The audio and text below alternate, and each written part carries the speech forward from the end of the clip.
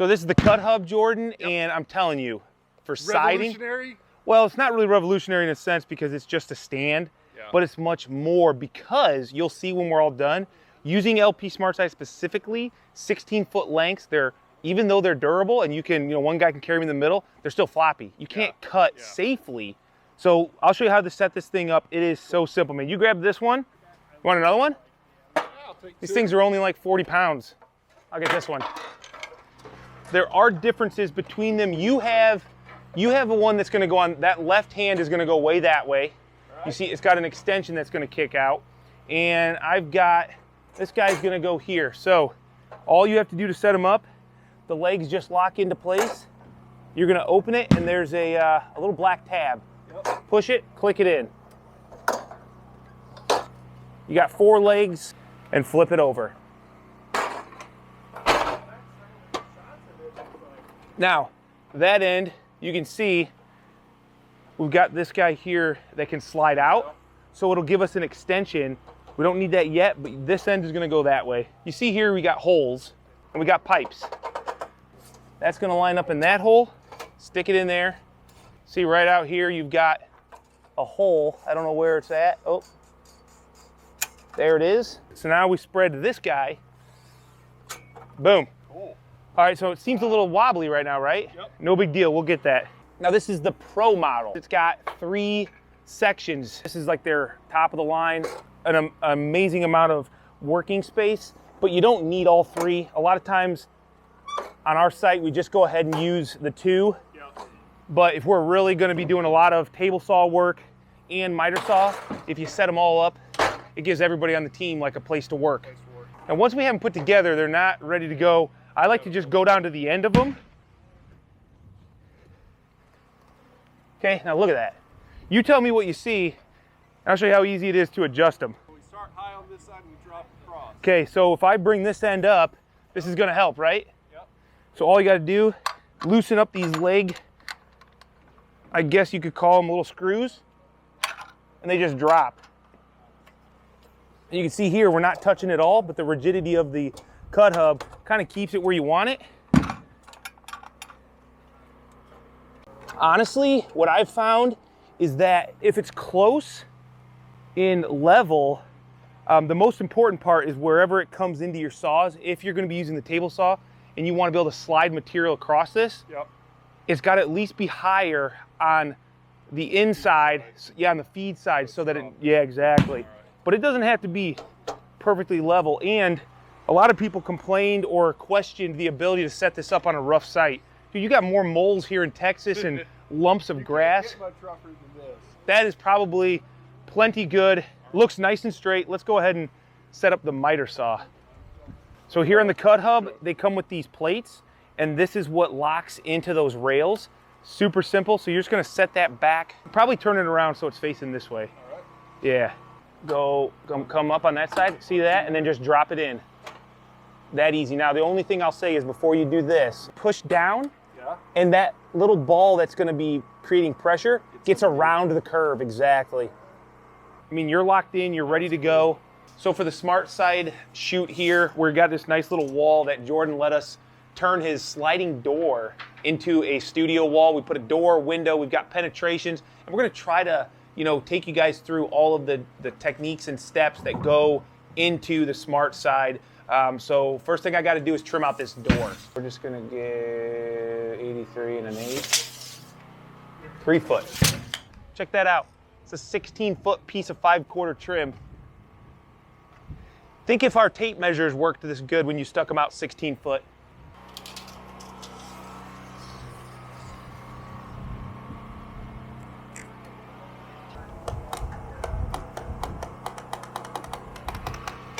You know, it does help when you have a battery. Where's all of our batteries?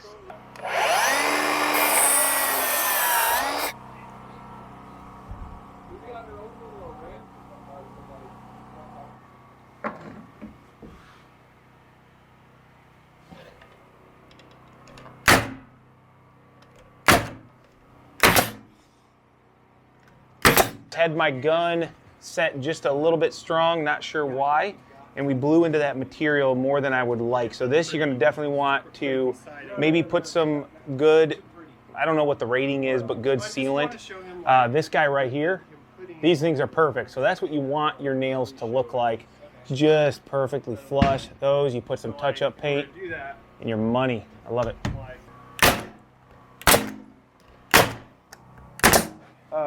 We've done this.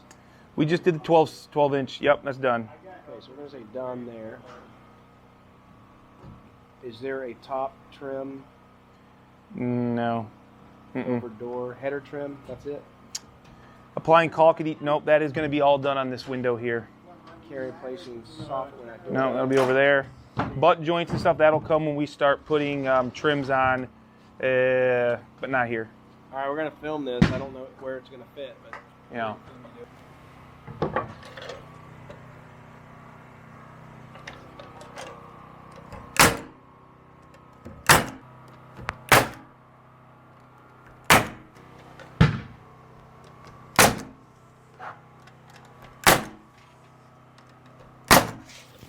All right, there we go. 16-foot engineered siding. That's amazing, dude. How heavy is a board, Jordan? Do you know? I don't know. Hey, how do you like that cut hub, though? That's awesome. 16 foot, nice and sturdy. Awesome. So we need to cut these at 55 3/4. Let's go ahead and line up your end perfectly.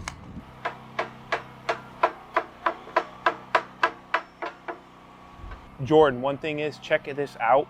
You're gonna really see that cut line of the material on the material with that saw, and you're gonna be like, that is cool. So you see that? I can see it just clears there. So now we can put it right where we want it.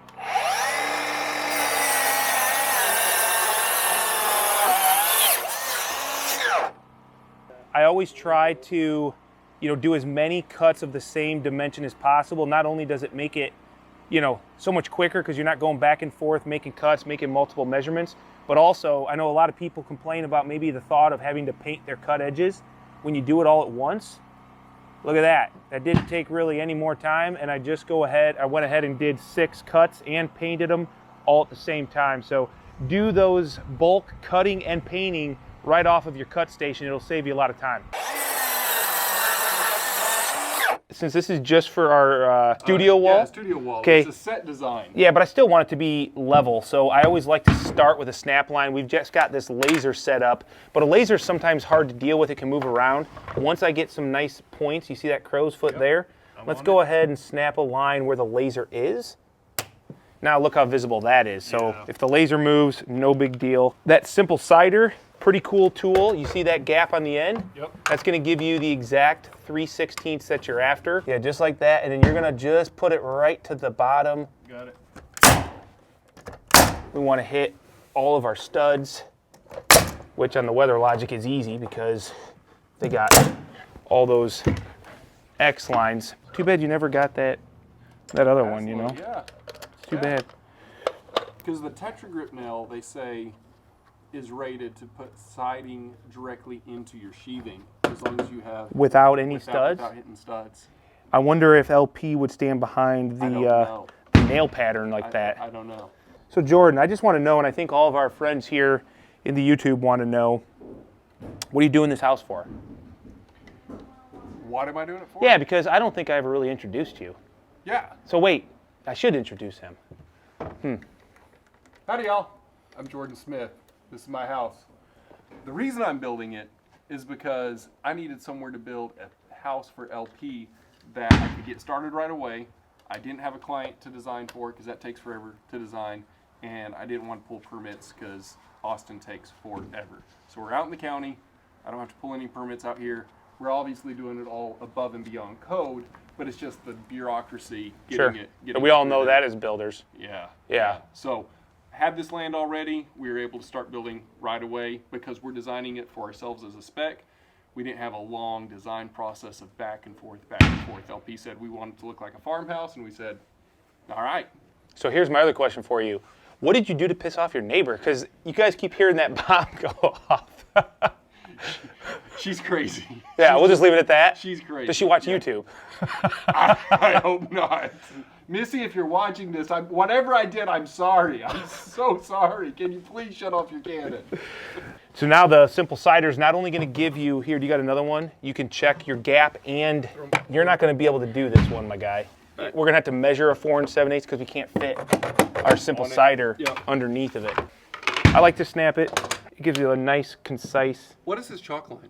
It's amazing, isn't it? Yeah. It's Tajima. You know, some guys hate them. They don't have good luck with them. I've been rocking the Tajima. This is the framer for probably over a year. Same string, same end. And I use an Irwin orange, which is a non-staining.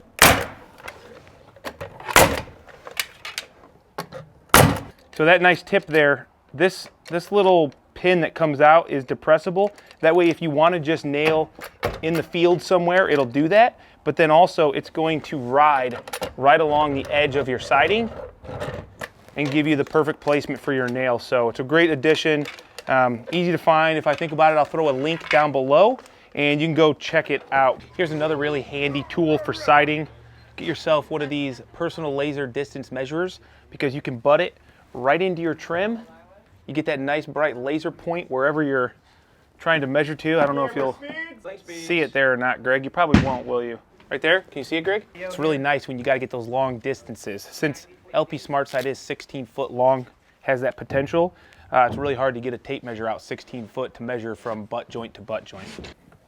We're going to hit right on the stud. Okay, now you can move yours.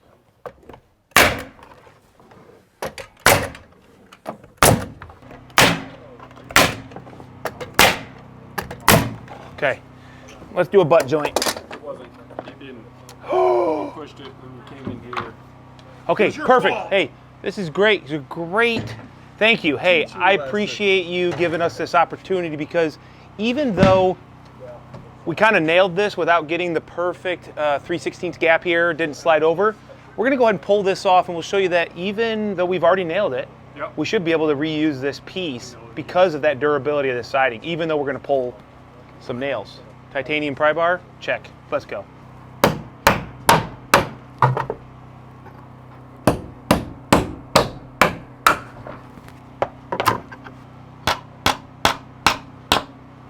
But everybody makes mistakes in the field. And we did this mistake though just for the show. Purpose. Yeah. What's nice is, look at this. I mean, yes, there's holes in it. Save you a piece of siding. The stuff's not cheap, but at least you don't have to throw it away. So just make sure you dab some of that touch-up paint in those holes and don't put your hand in it. Dang it. But now we can go ahead and reuse this piece right where we messed up the first time. Hey, Jordan, make sure you get the right butt joint, huh? Hey, don't push me out of the way this time. And you want to make sure you get as close to the old nail hole as possible. So we're working on putting a joint right here for the video for, you know, the purpose of installation technique. And at any time that I'm doing, especially this, you know, pre-finished Smartside, I just go with a pan flash. So what you got to do is make sure you have a minimum of a 4-inch wide piece of, you know, this is a nice galvanized steel flashing, and you're going to put it at your joint. But what I first do is we're going to install this side. I'm going to tuck this in halfway through, making sure that it's down to the bottom of my siding. And then I'm going to put the next piece over. I'm not going to fasten this up. I'm going to use the nails that go through my siding to keep this intact. Now there's going to be a 3/16 gap between those two pieces, right? That thickness that we got on our simple cider. But, you know, through past experience, those gaps close up because this product is coming from the mill with such a low level of moisture content in it that it's so tight. As soon as the moisture of, you know, the climate kind of acclimates this product, it's going to expand. And I'm not a fan of caulk. However, you can caulk these joints if you want. And you can also use like an H-clip that gets put in on both pieces and covers up the gap. Me personally, after experiencing the product, I like a pan flash. That's it. You know, I think it's personal preference. So Jordan, whatever you want to do after this piece, because I'm going to do it with this piece. All right. I'll do the caulking next time. Okay, perfect. Get your gap there, perfect. All right. So all I'm going to do is I'm going to give ourselves, even though there's nothing there, that's going to hold that in place. I'm going to take this nice piece of pan flash. I'm going to tuck it back behind there halfway. All right, now we're gonna go ahead, we'll do your other piece. This is where you're gonna get your butt joint shot.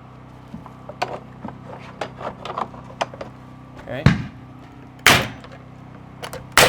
So I know it seems crazy, but these gaps, they will close up. If you don't like it, and after maybe your full year cycle, if you don't like it, you can put some white caulk in it. It's gonna look great, that's fine. But I'm a fan of mechanical flashing before you go ahead and try to do a caulk flashing. Caulk never lasts. Now, one thing I will say about the butt joints is the shorter the piece, the less it is going to move. So, you know, I say that this is gonna close up. It will for sure close up when you're using those longer pieces of Smartside.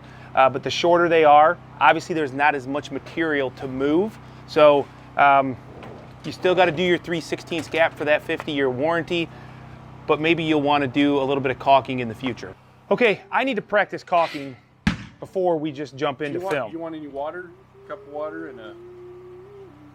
I just need some alone time. All right. We'll respect your space. You need a safe space. No, you don't understand. I mean, laying a good caulk bead isn't something that you just do. It's something that you learn, and you make a lot of mistakes. And I will say the first time I really had to do a lot of caulk jointing was with Hardy, and that probably also is why it looks horrible. Get that on your shirt. Do you want to do that somewhere else so we don't mess this up? Okay, good idea. Let me just put a bead. Let me just put a bead out. I'm just gonna do it right here. Oh my God, that is gonna be a thing of beauty. I understand that, but that's the wrong focus. There we go. I couldn't get it before. Flop sides.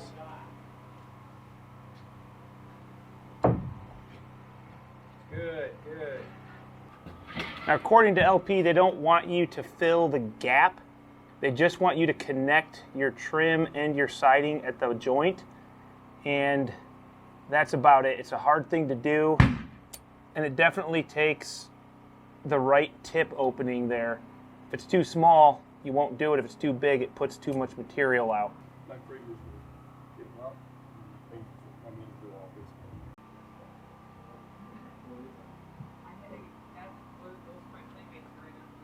All right, so here's a good tip and trick for you. What we did here was ran up this wall. Now we got to run the siding up this wall, but maybe you didn't think through this and snap lines through your doorway before you put trim on it. Grab yourself a piece of wood. This is just a cutoff from some Weather Logic, and all you're going to do is you're going to hold it arbitrarily at some point that hits all of these pieces. I'm going to go ahead and mark all these laps. And for the sake of the video, you're going to take these marks and you're going to transfer them over to this side. Now it helps, and what we normally do is have a reference line on the entire wall before we've done anything with a laser that gives us an elevation point that we can consistently check across the entire project throughout the process. And so once you've done that, you can set your story pole with a reference mark to that reference line to line it up off of every corner, every window, every door, and it just makes the process not only more efficient, but nice and accurate, so that from corner to corner, across windows, all those laps, they line up perfectly. So this is like a simple freeze board. We did that snap line to get it perfectly straight and level. And then you gotta come in with some sort of like a cap or Z flashing. I always try to bend these just under or over a 90 degree. You don't want this sitting flat on top of your trim. You wanna have a slight pitch so that water runs over. Now this gap is kind of the detail that you get when you do your 3/16 spacing. This is gonna have to get caulked. There's really no way around it, but that's that detail. Once this trim is on, we can then put our starter strip, which we gotta keep 3/8 off of this metal, and then we can put our siding on. So we've got our starter strip. This is just a piece of lap siding that we ripped down to 1.5 inches, making sure that you paint that rip. Then we've got our scrap LP Smartside siding. It's 3/8 of an inch, engineered so we know we're good on that thickness, and that's what we used to set this starter trim with. Now when we come and do our lap siding, we can do the same thing, ensuring that we've got the 3/8 inch gap between our flashing and the siding. Now you can do that, or you can do another set of precautionary work and make sure that you're perfectly level by snapping another level line 5 7/8, and that's because we're using a 5 7/8 lap off of this trim. That way you get not only your perfect 3/8 gap, but then you're kind of checking yourself again to make sure you're level. This was shot on and done with a snap line, and so consequently I believe everything is good here. But you know, if you get into some big walls and you want to just double check yourself, you can do that snap line and reset and then take off with the rest of your lap. Now this is the proper detail here at the base. If you're going to use like what we would call like a freeze board at the bottom, this is a 5/4 trim board. We've got our cap trim, Z-flash, whatever you want to call it. And then we've got our 3/8 inch gap with our starter strip behind here. Now, once this piece is on, we've got the proper angle of our siding. We're going to be going up, and it's real easy at this point. Spend time to get these details right, to get that first piece perfectly level, and then you're good to go. All right, so what we're doing here is we're using a piece of 5/4 trim, and we're making basically a plinth block so that we can put a penetration through the wall for like a dryer vent or other pipe. So I'm going to go ahead and try to get a nice centered, without killing myself, hole for 4 inches.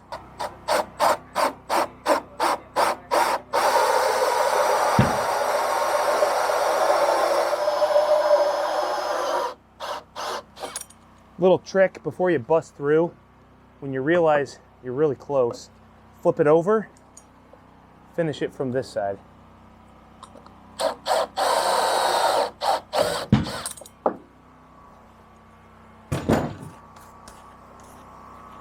All right, now we want to make sure we prime all those cut edges. Now, if you're not doing an expert finish, and let's say you're just using primed, you can get a good approved spray and it makes it, you know, even quicker.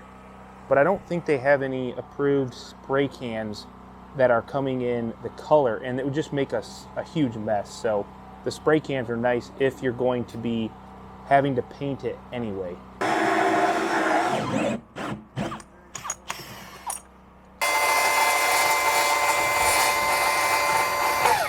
This is not highly recommended, but this can be pulled off if you know what you're doing.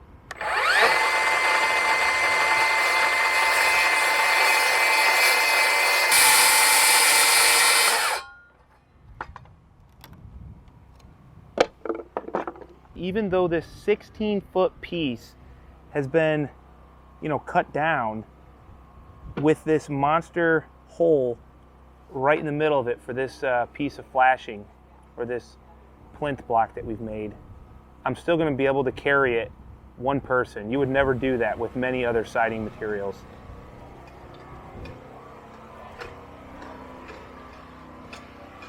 I would never do that with another siding product. Look at that. No problem, super rigid, and I've got the utmost confidence that it's not going to break.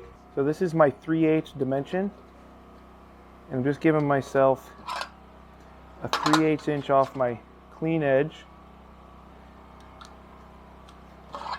and I'm going to snip this off. Now the reason I do this is I need a 3/8 inch gap above this flashing. So by doing a dam on the edge of this flashing, I did that 3/8 slice.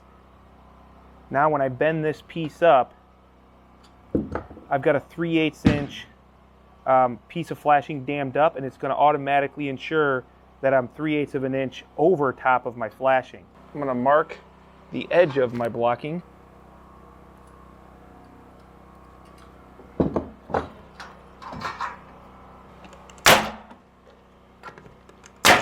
Now we'll need to tape over the top of this, and we can continue our siding up and over.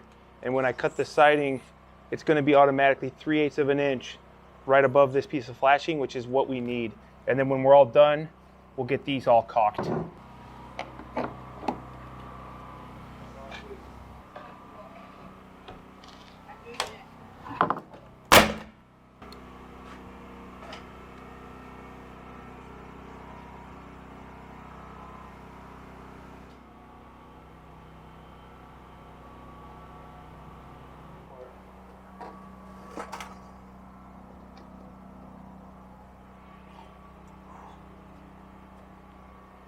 It's the small things, guys. Little wins, you know. So the detail we're working on here to showcase is if you're specifically doing like a board and batten style Smartside with this vertical siding, and you're gonna run that material around your windows or doors, then come in and install your Smartside trim, this is the detail that you're supposed to do. So keep watching if this is something you want to do, because it's a little bit different than if you're installing your trims first, then installing your siding around it. So this is the cap trim that is necessary anytime you're going to install a trim over top of your siding. So what this is going to look like is this is going to come in here, and when it's installed on the wall, anything coming down the wall, they're going to put one bead of caulk here also, but it's going to get over top of this flashing. And it's not as much about a potential for some water back here, because it's also flashed at the bottom of the window, you'll see, but they don't want the water necessarily sitting on the top of the header. So this is the mock-up demo detail. We've got our trims 3/16 off of your window. Use that simple cider. It's going to give you that every time. We've got our flashing detail up at the top of the window. That is tied into the WRB underneath of our vertical siding. We've got these dams up here that are giving us our 3/8 inch setback. So when we put this thing on the top, it's going to be perfect.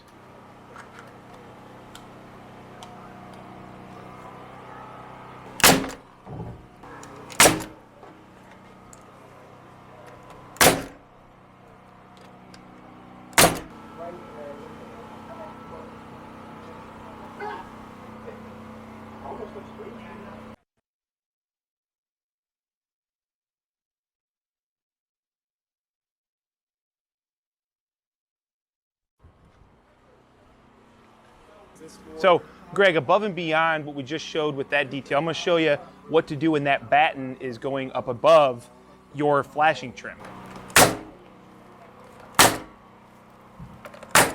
I'm just using a nice piece of siding. That's 3/8 of an inch. We did that caulk bead up about 4 inches just to ensure, even though you don't have to caulk the seam behind this vertical siding, we went up with that bead of caulk 4 inches. We caulked the top of this header, so also keeping this piece of trim 3/8 of an inch above this flashing, so any water that comes down isn't going to sit, because there's a slight bevel on the top of this flashing as well, and it's going to make its way down. The next thing we have to do is caulk this guy right here to close up this gap and prevent any water from coming through here.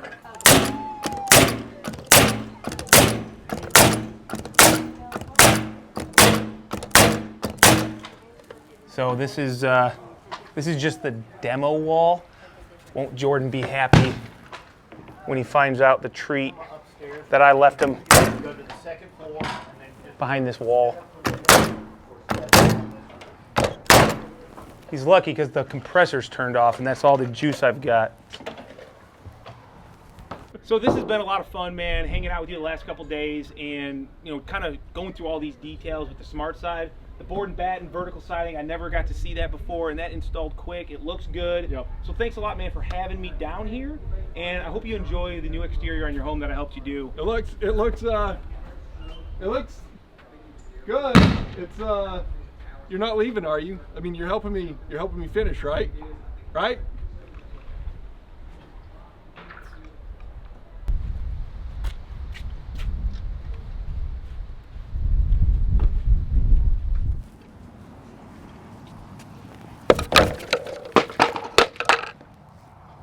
Durability. It's one of the big deciding factors when switching siding. Where's my earplug?